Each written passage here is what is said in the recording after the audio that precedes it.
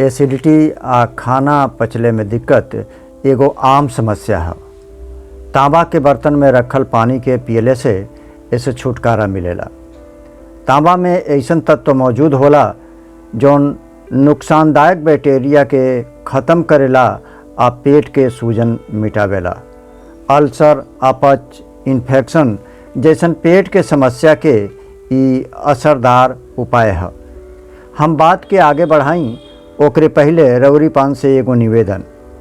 अगर आज ले रउरी पान हमारी चैनल सब्सक्राइब नहीं कइले तो सब्सक्राइब करी, लाइक करी आ कमेंट बॉक्स में ज़रूर लिखी कि रउरा के ई कार्यक्रम कैसन लागल।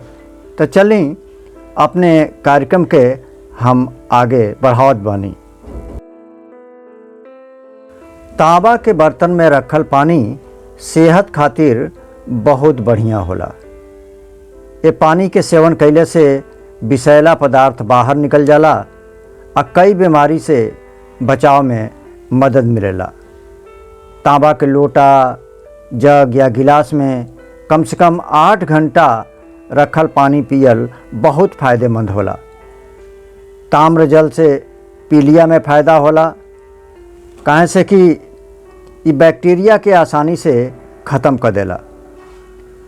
डायरिया आ पीलिया जैसन बीमारिन के रोकले में ये तांबा के पानी के बड़ा योगदान होला। थायराइड खातिर तो ये बहुत बढ़िया होला।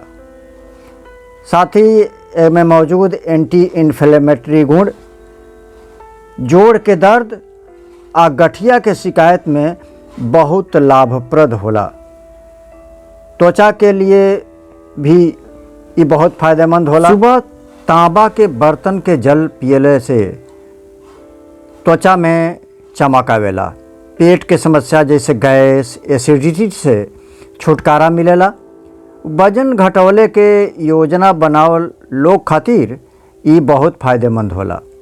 गर्भावस्था में भी एकर पानी पियले के सलाह देहल जाला। लेकिन हाँ, अधिक मात्रा में तांबा के बर्तन के पानी पियल नुकसान भी कर सकेला। तांबा शरीर में कोलेजन बनौले के काम करेला आ आयरन के अवशोषित करेला।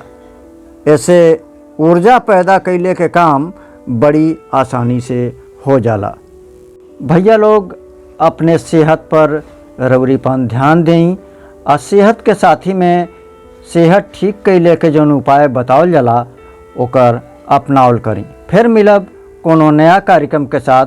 तब तक अपने दोस्त राजेश्वर मधुकर के आज्ञा दें। नमस्कार। हमेशा स्वस्थ रहें, सुखी रहें, मस्त रहें।